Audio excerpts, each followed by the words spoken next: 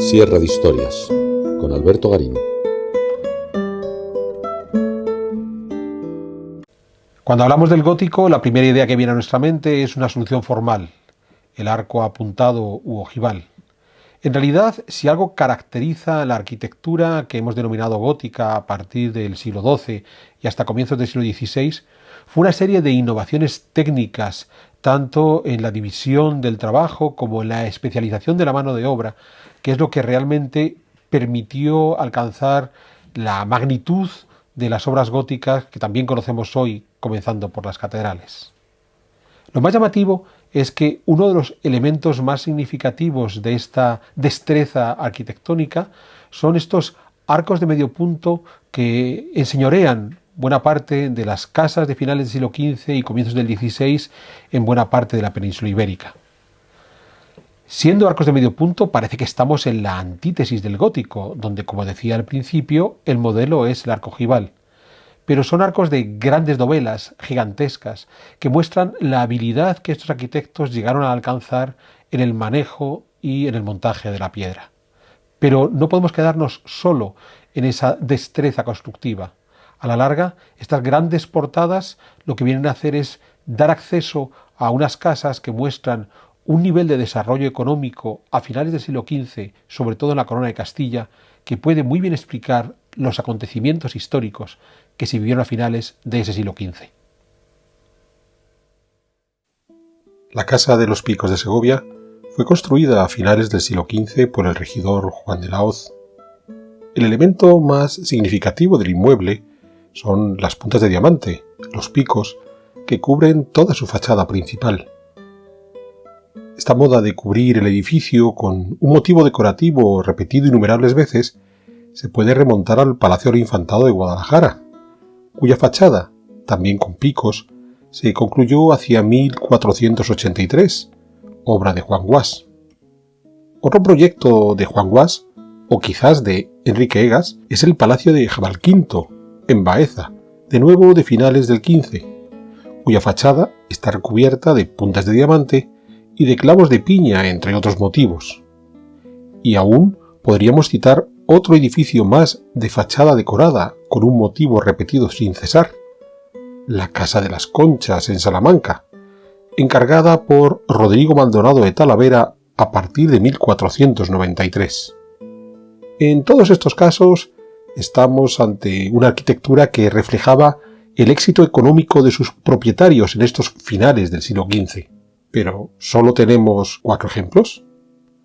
¿Con esas fachadas recargadas? Sí. Pero hay otro elemento que se puso de moda a finales del siglo XV y que también encarna ese éxito económico. Los arcos de dovelas gigantescas, como por ejemplo el que podemos ver en la puerta de entrada de la propia Casa de los Picos de Segovia. Recordemos que para montar un arco era necesario colocar una cimbra, por lo general de madera, apoyada sobre las impostas, esa parte sobresaliente del muro desde el que arrancaba el arco. A partir de ahí se iban colocando las diferentes piezas que forman el arco, las dovelas, hasta terminar el montaje con la pieza superior, la clave, momento en que era posible retirar la cimbra, dado que el arco, ya completo, se mantenía por sí solo. Las dovelas funcionan por gravedad, es decir, que tienden a ir hacia el suelo, pero ese empuje en la vertical, por la forma en la que están cortadas, se transmite hacia las dovelas que tienen a la par. Es decir, la clave empuja a las contraclaves, cada contraclave a las dovelas que tienen por debajo, y así hasta los almeres, que son las dovelas que se colocan justo encima de las impostas. Puede parecer contradictorio que poner unas dovelas tan inmensas sobre el vacío de la puerta, lejos de poner en riesgo la estructura, porque estamos colocando ese gran peso sobre un espacio en el que no hay nada, la refuerza, pues al ser unas piezas tan pesadas, los empujes laterales son mayores, lo que hace más firme al arco. Porque la verdadera dificultad estriba en tallar y sobre todo desplazar y colocar en su sitio piezas de piedra tan grandes. Pensemos en las especialmente gigantescas, como las dovelas del arco de entrada de la Casa de las Cadenas, que tienen 1,5 metros de largo cada una casa también en Segovia de finales del siglo XV, propiedad de los marqueses de Moya. La capacidad para realizar este trabajo de estereotomía, este arte de tallar las piedras, más en las necesidades de los albañiles de montar andamios y grúas para colocar estas piezas, respondía a la habilidad alcanzada por los constructores de finales de la Edad Media, algo que conocemos porque está claramente reflejado en las grandes catedrales góticas, pero sobre todo en los castillos bajomedievales, donde no solo podemos hallar todos los avances ingenieriles de las catedrales, sino que además fueron construidos mucho más rápidamente.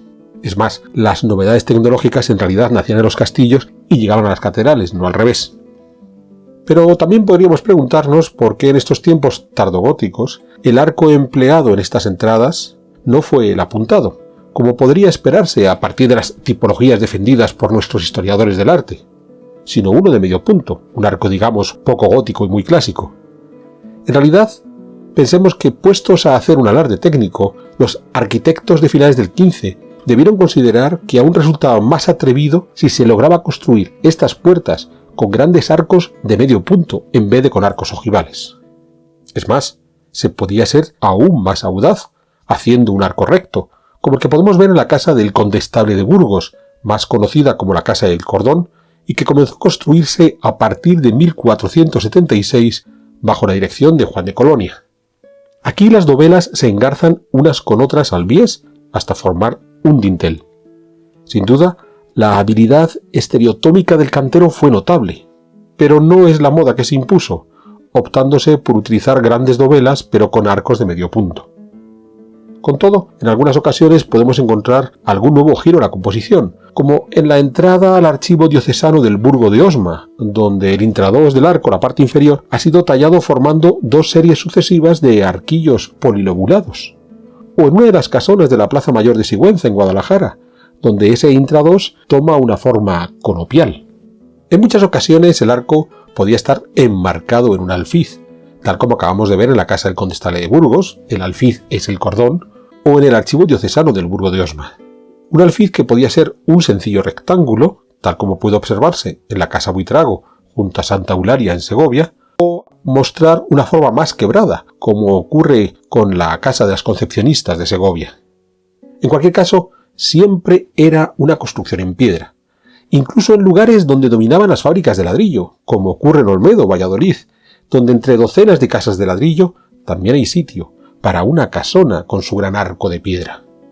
Lo llamativo es que esta solución del arco de medio punto de grandes dovelas para las casonas de finales del siglo XV o muy comienzos del siglo XVI se expandió por todos los reinos hispanos, y es posible encontrarla desde Bilbao hasta Úbeda en Jaén, o desde Alcudia en Mallorca hasta Zamora. No importa que sea un pueblo pequeño como Turégano en Segovia o una gran urbe de finales de la Edad Media como Ávila. En todos los casos es cuestión de prestar atención cuando estamos paseando por estas ciudades, pues fue un elemento que marcó la construcción hispana de finales del siglo XV.